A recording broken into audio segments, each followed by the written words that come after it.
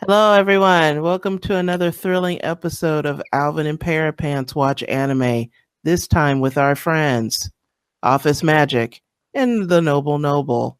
Alvin, tell us about what happens on this show. Okay, all right. Alvin stayed up till 4 a.m. playing Monster Hunter, so I'm going to take the lead on this. So we start out with something you don't see all the time in Japanese anime, a very dysfunctional family. So we have Judy, what's her name? Judy Yukawa? Yeah, it's the main character. Judy Yukawa is a fresh college graduate, trying to get a job and failing miserably. I think she's trying to be the one adult in her messed up family that's trying to make something of her life. And honestly, before the paranormal stuff kicked in, I'm like, this is the worst anime I've ever seen. This is so boring. Because it's like I've got like family problems. I'm like, oh, it's so boring. Oh my goodness. Yeah, there's slice of life anime that do that exact thing. You thought it was boring? I thought it was pretty funny. Like after she has this exchange with her grandpa that she's failed at 19 interviews. Wow. How do you fail? Did she go to 19 interviews on one day? I guess, but nobody had called her back yet. And I'm like, it's the first day. Give us some damn time. Jeez. Yeah, the grandpa's like, you want a job in the city. I don't think that's how it works in like Japan. Like you don't get a job in the city when you're like 22, like right away. You can. You start at the bottom at some company and you work your way up. You're there for life with the Iron Rice Bowl. Is that a thing? The Iron Rice Bowl? Yeah, that's what they call jobs you can keep your whole life. Sounds like something you just made up, but okay. Okay, going through this family. So the grandpa is retired. His children sure didn't make too much of themselves. The father is unemployed. The brother is a NEET, and Judy's sister apparently doesn't know who the father of her child is. Like the moment she sent her scuzzy, scruffy brother to go pick up the kid at his school, he's like, don't send him there. He looks like a mess. I'm like, oh no, it's fine. Yeah. And sure enough, like the teacher is like, who is this jerk? Mm-hmm. And like right away, this guy has no street sense because a hooded thug just walks up to him. Right. His turtleneck was like covering his mouth and his nose. He was like, "Hey, I went to high school with you," and he was like,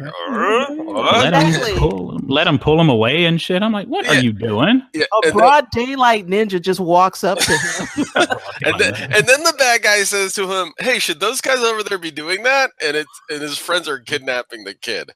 Do you remember that part? Mm-hmm. Yeah, and then he just punches him in the stomach and in the face, knocks his ass right out. They call up. What's her name? Jury, and they're like, we need was it 5 million yen? Mm-hmm. Which is like $50,000 US, which is crazy. Oh yeah, the grandpa probably has that in his savings. That's the money he has for his retirement. They kidnapped that kid because they're trying to get the grandpa to show up in the netherworld, right? So, well, at this point, Office Magic, the anime must have turned it around. Yeah, now I was like, okay, I'm into this. Grandpa gets out like this Spencer's gift like paperweight that's what did it say in Japanese? It said like trust or patience. I think. Like the whole family is arguing about like, what should we do about the kidnappers? Should we go to the bank? Like, we don't have a car, let's get on our bikes. And the grandpa's like, shut up. Everybody put their hand on the rune, because when they put their hand on the rune, and the grandpa cuts his hand and drops blood into the hole in the top of the rune. Mm-hmm. Then they go into this parallel universe where time has stopped. And then the grandpa's like, I don't really mess around in the what do you call it, the parallel dimension where time has stopped. Well, don't call it a parallel dimension because it's our dimension. It's just like frozen time. He goes into the realm of frozen time, and he's like, most people go to stasis. Stasis. Yeah. It's like most people, do a lot of robbing and stuff, but I don't do that. But it's obvious. Judy's like going to kill the kidnappers, and then demons start showing up. Sounds like if you do something bad in the stasis, like demons start showing up right away, Let's say we go to stasis world, right? Are you Office Man? Are you Noble? I'll go to you. You got to go to stasis world. Okay. At what point do you think you bring up hey, if you try to harm anybody here, these giants will immediately kill you. Do you think that's maybe the second thing you say? You're saying if I'm like in the grandpa's shoes? Yeah. Maybe this won't come up. I'll just keep it to myself. A 10-story tall like Groot will show up and like smush you. A radish will come out of nowhere. Radish. Like a grape. Megazoid radish will come up and smush you. I can understand the grandpa not wanting to overwhelm them with too much information. They were there to get their brother and nephew. Just get them and leave. Just get them and leave. Nobody had time. Then the other bad guys show up, and these are bad guys who are also in stasis and can move around at normal speed. That just shocked the hell out of me. Tell me that you guys were not shocked. I was not expecting that. I wasn't shocked. I was expecting like demons to show up because they kind of had a what do you call it? Prologue where a demon shows up, and there's demons in the opening credits and stuff. Oh yeah, they're on. All right, they stop time. They're in stasis world. They're like, come on, let's go. Let's go get them. They walk there so slow. Well, they're in stasis. Yeah, but it just seems magically slow. You've got those radishes that'll come around and kill you. If you walk too fast, if you jaywalk, like a stalk of celery will come in. Seemed like Granddad knew the score. He's like, they're not going to attack us unless we do some fucked up shit. No, but he said he's like, they attack you if you break the rules, and I don't know all the rules. Okay. Maybe one of the rules is staying in stasis too goddamn long. That might be it. You gotta go slow.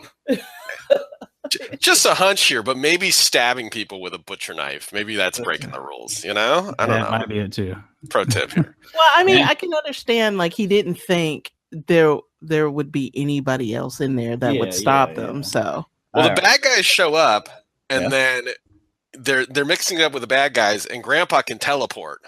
Oh yeah. The bad guys are like, this is not. They're like, this family like has inherent like stasis powers, and he's like, I'm kind of jealous, like, but he can't go far. They don't really have a plan. I mean, they didn't really expect to be jumped by like stasis traveling Goombas. That monster was the result of what happens to people that do actually break the rules and be stealing and all that kind of stuff. Maybe he said they lose themselves, right? Yeah, but why do they look like that? God, I don't know. That's a very sort of berserk type thing. Like, hey, you like went into the forest and there was like giant beetles. Now you're a giant beetle. So if you go into the forest of giant beetles, then you turn into a giant beetle. It's like if you stop time, you look like an upturned tree. Like, maybe if we see more designs, then they'll have kind of a theme going. The tree is like an old tree like that is like an ancient living thing. A quick reaction and a radish rating. Starting with Office Magic. Wonderful. 12 radishes. Out of how many? Shit. I don't know. I was gonna say 5. Out of 5 being the best. No, he's giving his rating 12. Fill the page with radishes. Jesus Christ. All right, Noble. I'd give it bit above average, probably about, let's say 6 radishes, I guess. Total? Wow, 6? No, we're going off the 15 scale, aren't we? No, I think we're just doing total. All right, I'll give it, let's say 3.5 so far. Out of 5. Yeah, out of 5. All right, Parapants. I give it about 3 out of 5. Radishes. Yeah. Yeah, I'd go. I want to make it 4, but the thing about this, I know I'm being longer than everyone else, but whatever. Like, this cartoon seems like all of the story is going to be based in reveals that just come along conveniently, like like that whole thing with the teleporting and those people coming out of nowhere. I have a feeling that's going to be this whole show. The mystery box. Yeah. Well, I mean, they're going to answer. I think they're going to answer the mysteries. It's not going to be as bad as some J.J. Abrams stuff. It's just going to be a bunch of twists out of nowhere. And it's going to be like the Death Note treatment. This is not even my final form, Yeah. New rule. It makes it hard for me to look forward to stuff because it just feels like they're just going to ass pull something. And it's like, well, I don't know. I don't need to be surprised all the time. We're done? Okay, thanks everybody.